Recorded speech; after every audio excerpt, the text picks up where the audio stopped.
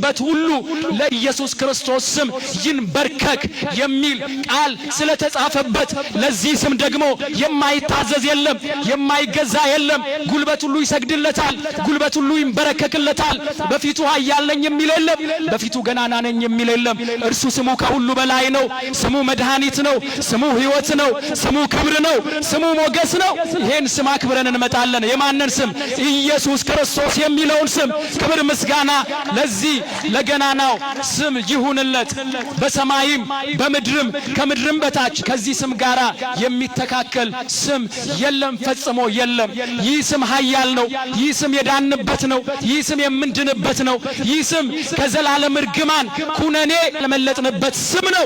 ከስጋም ከነፍስም ደዌ የምንድንበት ስም ነው። ስልጣን ያለው ስም ነው። ማን የሚለው ስም? ማን የሚለው ስም? ኢየሱስ ክርስቶስ የሚለው ስም